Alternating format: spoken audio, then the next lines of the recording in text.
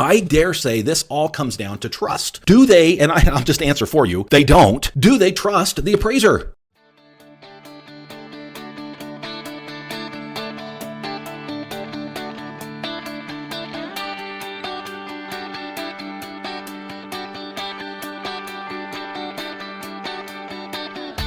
Originating from deep inside the Rocky Mountains, transported through the power of the internet, and arriving inside your tiny earbuds. It's the Appraiser Coach Podcast. Minisode. All right, my appraiser friends, let me begin by saying this is probably, definitely going to be the longest quote-unquote mini-sode I have ever done. The reason for that, I take the opportunity to do a mini-sode, and by definition is a mini episode, right? It's a shorter episode. This one I want to come out as soon as possible, just because of the timeliness of the topic. Therefore, I'm putting it out on this coming Wednesday, which typically is reserved for mini-sodes. So just hang with me. Maybe we should call this a maxi-sode. I don't know. Let's just go with it, though. I think the topic will be viable in the situation that we find ourselves in currently. I want to pause here, remind you that we are sponsored by Anow Software. Anow is awesome, folks, and currently, right now, they are responding well to what's going on in the world and in the United States with regard to the pandemic with a new app that is open for anybody who is a subscriber. Check them out. Go to anow.com. Again, it's anow.com. All right, folks, I want to start out today. First of all, I'm going to just let you know that today is going to be interesting. It's going to be interesting because I guarantee I'm going to get some hate mail on this. I always do. I've brought this topic up in the past, but I would just ask you, please, to open your minds for just a moment. I'm going to share with you some information today that I think is important, not only to you currently, but long term. And specifically, and I'm just going to reveal my cards right up front. The purpose of today's minisode, episode, if you will, is simply to help us all gain a better view of who we are as, and you're going to hear this word a lot today, professionals. We're going to talk about what it means to be a professional today, what that means to each of us, and how we can and should act like professionals. Okay, I want to start with a couple of analogies. These are true stories. I recently went to the dentist, and while I was there, I had x-rays taken. And by the way, it was not the dentist that took the x-rays. Okay, you know what I mean? X-rays are important to the overall process of going to the dentist. It's important for the dentist to see x-rays and see the teeth and how they sit and what problems might exist there. But it was not the dentist, the doctor, that took the x-rays. Okay, story number 2. Just in the last couple of weeks, I took all of my receipts, all of my financials, and all of my W-2s. By the way, as a side note, when I say took, I actually sent them via Dropbox and email to my accountant, to my CPA. Okay, these came from me, a person who might have a bias built into the process of taxes. Okay. Story number 3. Within the last year, I had lunch with a friend of mine who recently had a change in career. In fact, he used to be in the real estate, not appraisal, but used to be in real estate, and now he is a truck driver. And he and I were casually having lunch, and he mentioned to me that he never loads his own truck. That's always done by the dock workers. But he said, Dustin, I am 100% in charge of making sure that it's done properly. Okay. I can probably go on and on and on with these types of analogies. In fact, I could do this for just about any profession out there.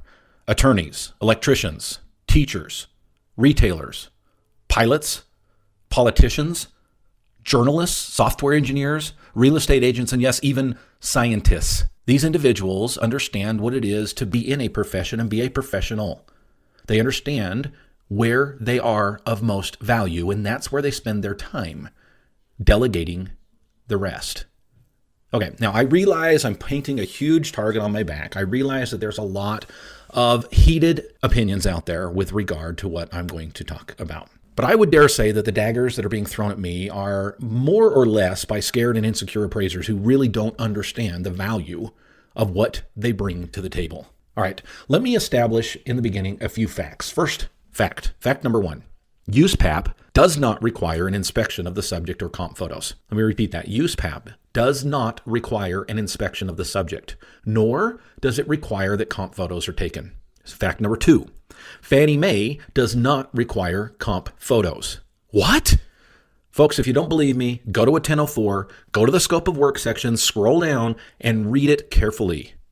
Fannie Mae does not require comp photos. I did not stutter. I'm 100% positive that I just made a true statement. All right, want to pause here? Remind you of a great product, ANow software. Now, ANow has always been for appraisers. ANow has always, in fact, it was developed by an appraiser, Marty Haldane. Talked to him last week. Great guy. He was a very active appraiser and business owner and needed a way to manage his appraisals and his appraisal office. And so he created ANow software. Currently, in today's pandemic world, in COVID-19 world, right, this crazy world that we live in, Marty saw an opportunity to help fellow appraisers, just like ANow always does, and created a great new product. This product allows appraisers to be able to gather information without actually being at the property. The product is called Walkthrough, and here's how it works. Using awesome technology, a borrower, a homeowner, a realtor can walk through a property, take pictures, and send back data that can be used for an appraiser. And in this time and this day and age, folks, this is an amazing, amazing product. You can check it out by going to anow.com/walkthrough. Again, it's anow.com/walkthrough for a great product in a great time, perfect time. Hats off, Marty. Way to go. anow.com/walkthrough.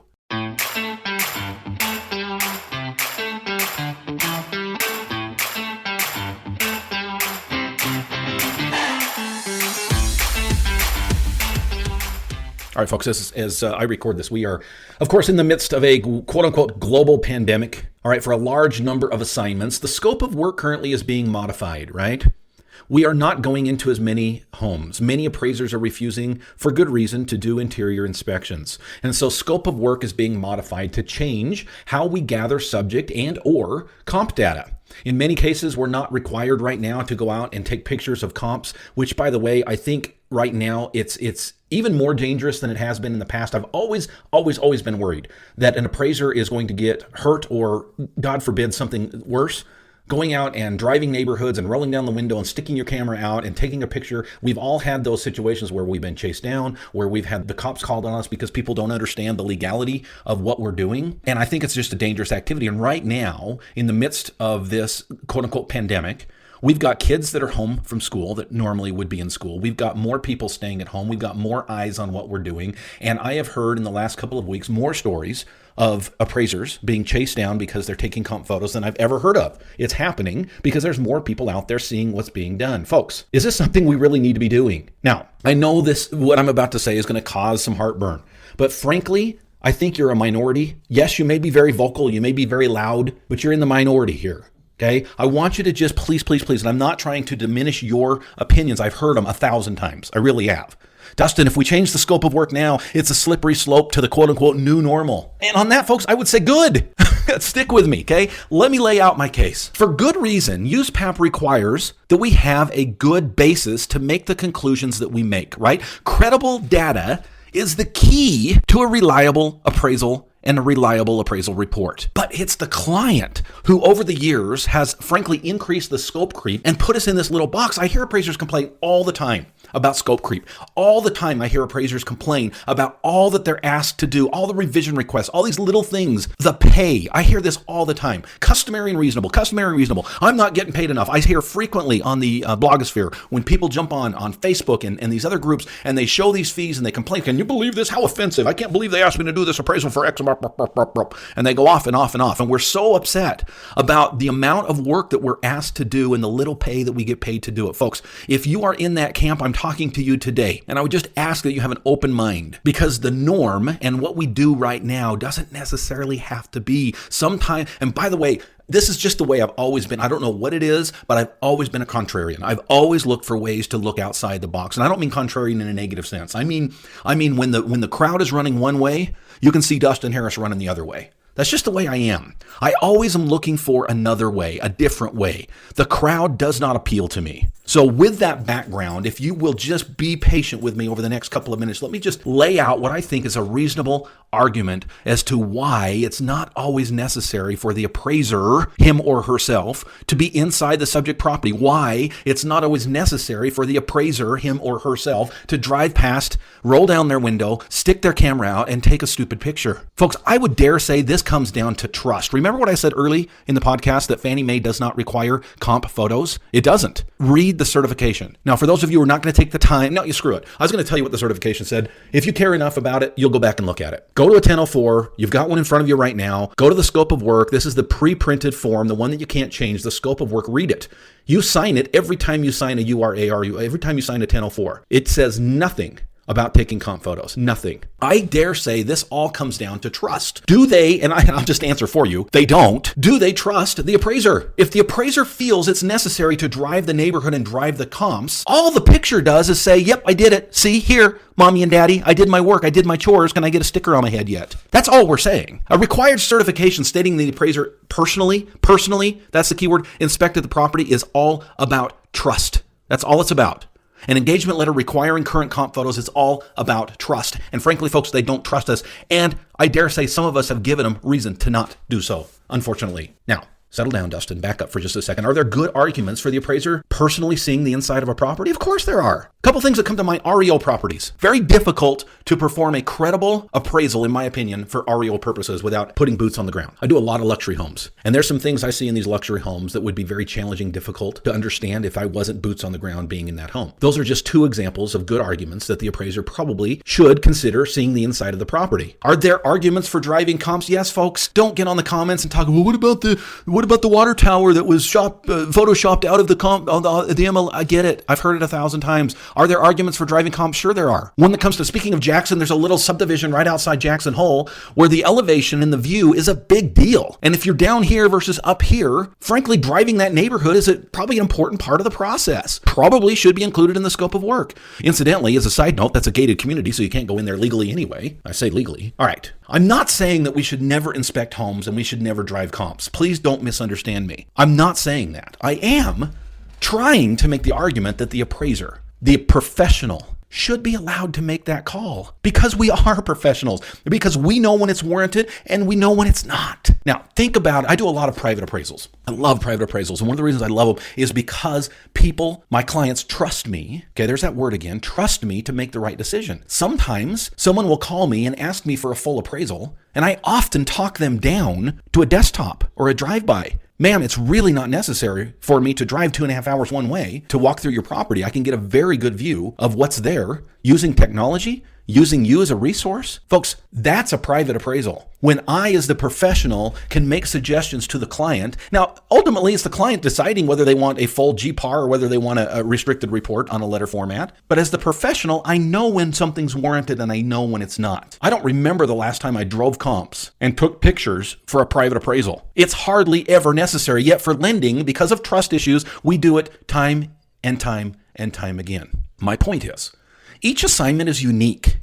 And the professional, there's that word again, makes the call. The professional decides when it's warranted and when it's not. Let me tell you a true story. Last night, okay, we're in the middle of this pandemic in Idaho. It is what do they call it? A stay-at-home state, okay? The governor has declared we need to stay home. All right. So my wife and I, we've been married for 24 years. And for 24 years, we make it a priority. It's very rare that we don't go on a Friday night date. That's just something we've done from the very beginning. It's probably one of the reasons we've been married for 24 years. So despite the shutdown, we've still made it a priority to spend time together on Friday night. And last night we went on our date. Now, granted, normally we like to take in a movie and sit down for dinner somewhere. That ain't happening right now. So we headed out on our date and I'll just tell you, we went to take out and we sat in an empty parking lot and we ate and talked. And it was fun, okay? It was our date for the week. But as I was headed out of the neighborhood, I noticed that there was a man taking a picture. He was standing in the road and taking pictures of a house. And I told my wife, I said, looks like an appraiser. And we drove off and we had our date. And a couple hours later, we came back. When we drove back past this house, I noticed a for sale sign in the yard. Not only was there a for sale sign, but the name on the for sale sign was Jessica. And now I know Jessica. Jessica is a neighbor of mine. Jessica and her husband have had dinner with my wife and I. These are good people, right? She's a realtor. She lives right across the street from the house that she listed, yet it was not her out there taking pictures for the MLS to put the listing on. Now, is there a lesson there? I think so. She lives across the street, folks, yet she outsourced the pictures for the MLS to someone else so that she, as a professional realtor, could focus on the more important parts, which, by the way, are not taking pictures of a house. Now, what about the relevancy argument? What about the argument that if we don't require the appraiser to do the inspecting and drive the comps, that we might as well just use AVMs? Folks, if you have not recently read The Broken Window Fallacy by Frederick Bastiat, I would really recommend that you Google it up. It doesn't take it's a very short read. Folks, that is the argument that you're making. If you're truly saying that appraisers will be out of business if we outsource the inspection or the comps to some technology or someone else, shame on us. If we're really not relevant other than the inspection and doing comp photos, then I'm sorry. For all of you who claim that we're professionals, we're far from it. That's a journeyman, folks. I had Ernie Durbin on my program not too long ago. It was episode number 338. If you have not listened to that, I highly recommend you listen to it. It's called Harbor Pilots. Okay, I'm not going to go into it now because you can listen to it on your own, but I think Ernie lays out the argument very well as to where appraisers should be spending their time, where appraisers should be spending their time, their capital, okay, their most valuable currency, as my good friend Blaine would say. Harbor Pilots, episode number 338, The Broken Window Fallacy by Frederick Bastiat. I think those two resources will crush this argument to death about, oh my gosh, Dustin, if we go out there and we have the borrower take pictures and send it to us over the email, they're going to think that we're not relevant anymore. We're going to lose our jobs. Folks, if you're only relevant for doing the inspection and doing comp photos, I suggest you become more relevant in other areas. Folks, we are analysts. We're not data gathering interns. All right. Just last Thursday, I received an email from a borrower that detailed, and in very specific language, the specifications of her home. She also included, by the way, 44 pictures showing all the angles, the sides, the front, the rear, the shed, every room inside, by the way, from different angles. She used more pictures than I ever use in an appraisal. Using her words, photographs, by the way, had an expired MLS listing and county data. And by the way, did I have to make some carefully worded assumptions? Absolutely. But I was able to complete the 1004 desktop for a client and not hold up her loan. And by the way, I did not do it in my bunny slippers. All right, story number 2. Last Wednesday, I drove to Salmon, Idaho. Now, Salmon, Idaho is about 3 hours one way from me. It's one of the furthest areas that I appraise. Yes, I get paid handsomely to drive up there, but it's a very small rural community that very few appraisers cover, and I've been covering it for over a decade. And I drove up to Salmon, and after the inspection, I took just shy of 2 hours to take 6 photos. I drove all over Creation, all over the Lemhi Valley. Guess what I came away with? 6 photos of mailboxes, driveways, and no trespassing signs. And you know what is the worst part of that story? I knew what I was getting when I started. I knew for a fact that if I got one photo of a house, I'd be happy because I know the area. That's the way it is. All right, Dustin, why this podcast? Why are you torturing us? Why are you calling this a mini-sode and going on almost a half hour now? All right, folks, my point is simply this. I am a strong advocate for appraisers. I am a strong advocate for this idea that appraisers are truly professionals, and I want to be seen as such. And I'm hoping that as appraisers, we can start focusing on what it is that makes us professionals. If we want to be seen as professionals, we need to start acting like professionals. So let's start focusing on the part of the process that sets us apart from AVMs, that sets us apart from Zillow, that sets us apart from BPOs. What is it that makes us relevant? It is not, I'll give you a hint, data gathering. Now, before you get too defensive of your inspections and your comp photos, I just hope that you'll consider what your real value is to the process. In the end, your weight and your blood pressure is very important for the doctor to make a decision with regard to your health. But I don't remember the last time I saw a doctor take the weight and take the blood pressure. All right, folks, thank you for joining me today. Hey, I want to tell you about something super exciting. Right now, there's a lot going on with COVID-19, with the pandemic, right? And with us as professional appraisers. There is a great resource out there called the All-Star Team. Normally, it's about $49 a month. Right now, completely free, Free. When you go in to my website, theappraisercoach.com, click on memberships, and at checkout, simply put the coupon code COVID-19, no space, no hyphen, COVID-19, and you will get 30 days free of the All-Star Team. I want us as a profession to come together as a profession. As appraisers, we need each other more than ever right now, and the All-Star Team is where it's at. We'll see you there. You've been listening to the Appraiser Coach podcast with Dustin Harris. If you like what you hear, please give us a 5-star rating and post a short review on iTunes. For more in-depth insider information on how you can make more money as a real estate appraiser, visit theappraisercoach.com and sign up for the All-Star team today. Thanks for joining us. And now, get out there and create some value. With the pandemic, with COVID-19, and with appraisals and the sorry, editor. Let's back up.